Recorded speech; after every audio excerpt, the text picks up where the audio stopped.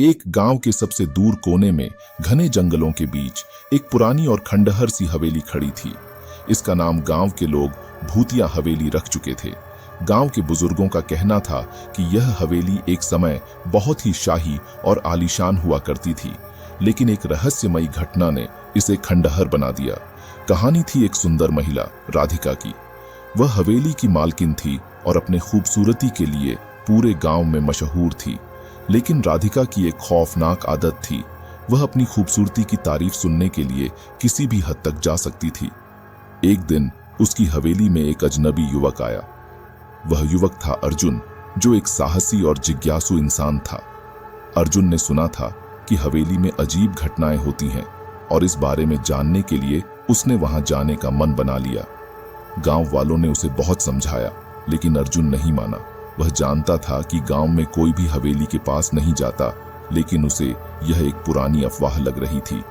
अर्जुन ने तय किया कि वह एक रात उस हवेली में बिताएगा और देखेगा कि वहां कुछ है या सिर्फ अफवाहें हैं।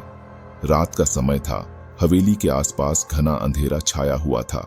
अर्जुन एक हाथ में तेल का दिया और दूसरे हाथ में अपनी पिस्तौल लिए हवेली की ओर बढ़ा। हवेली की दीवारें, जिनकी चमक समय के साथ फीकी पड़ चुकी थीं। हवेली का दरवाजा इतनी जंग से ढका हुआ था कि उसे खोलने में काफी मेहनत करनी पड़ी। जब दरवाजा खुला तो अंदर से एक ठंडी सड़ी हुई गंध आई। अर्जुन ने सोचा, शायद यह हवेली बहुत पुरानी है, लेकिन यह तो कुछ ज्यादा ही खौफनाक लग रही है। वह आगे बढ़ा। हवेली की दीवारों पर पुरानी चटाइयां और जाले लटके हुए थे। फर्श पर टूटे हुए टुकड़े और पुरानी लकड़ी की आवाजें आ रही थीं, जैसे कुछ चीखें चुपके चुपके निकल रही हों। अर्जुन ने इन आवाजों को नजरअंदाज करते हुए हवेली के भीतर कदम रखा। हवेली का एक हिस्सा बहुत अंधेरा था, जबकि दूसरे हिस्से में लुप्त होते सूर्य की चमक के कारण हल्का सा उजाला था। अर्जुन ने दिया जलाया और उसे अंधेरे में रास्ता देखने के लिए हाथ में पकड़ा।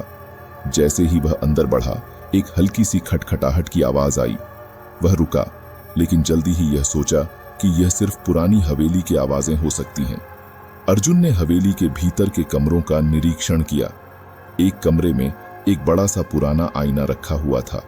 अर्जुन ने सोचा कि यह शायद बहुत पुराना और कीमती होगा, लेकिन जैसे ही उसने आईने में देखा, वह अपने आप को थोड़ा अलग महसूस करने लगा।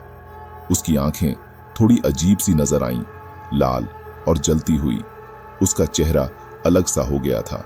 अर्जुन ने खुद को देखा, लेकिन फिर अचानक वह महसूस हुआ कि आईने में केवल वह नहीं था। उसके पीछे एक सफेद साड़ी पहने लंबी और खूबसूरत महिला खड़ी थी। उसके चेहरे की भावनाएं सूक्ष्म लेकिन खौफनाक थीं। उसकी आंखें खून जैसी लाल थीं और उसकी नजरें अर्जुन को निहार रही थीं। अर्जुन की धड़कन तेज हो गई। वह जल्दी से पलटकर दरवाजे की ओर बढ़ा, लेकिन जैसे ही उसने दरवाजा खोला, वह फिर से बंद हो गया। बाहर से तेज हंसी की आवाजें आ रही थीं, भयानक, खौफनाक हंसी। अर्जुन घबराया हुआ था। उसकी समझ में कुछ नहीं आ रहा था। आवाजें अब तेज होती जा रही थीं। उसने एक और बार कोशिश की दरवाजा खोलने की, लेकिन यह खुला ही नहीं। उसने फिर से आईने में देखा।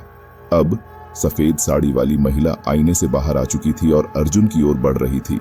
उसकी चाल धीमी थी, लेकिन उसमें एक अजीब तरह की मजबूती थी। अर्जुन डर के मारे थरथराते हुए पीछे हटने लगा, लेकिन वह औरत उसकी दिशा में बढ़ती जा रही थी, जैसे उसे किसी कीमत पर पकड़ने का इरादा हो।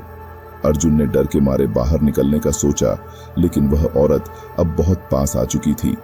उसने अपनी आंखों में एक जलती हुई आग देखी और महसूस हुआ जैसे उसका शरीर धीरे धीरे ठंडा हो रहा हो। उसकी धड़कन भारी और बेतहाशा हो गई। वह पल भर में न जाने कहां से आई औरत उसके सामने खड़ी हो गई। उसने धीरे धीरे अर्जुन के चेहरे को छुआ और फिर एक भीषण चीख मारी। अर्जुन की आंखों में डर था। वह अब कुछ नहीं कर सकता था। जैसे ही उसकी आंखें बंद हुईं, हवेली की दीवारों से खौफनाक हंसी की आवाज गूंजने लगी। अगले दिन जब गांव वाले हवेली के पास पहुंचे तो उन्होंने अर्जुन की लाश देखी। उसकी आंखें खाली और डर से भरी हुई थीं। उसके होठों से बस एक शब्द निकल पाया, वह औरत। गांव वालों ने समझ लिया कि हवेली में जो आत्मा बसी है वह राधिका की थी, जो अपनी खूबसूरती के अहंकार के कारण मरी थी और अब वह आत्मा शांति से नहीं जीने देती थी।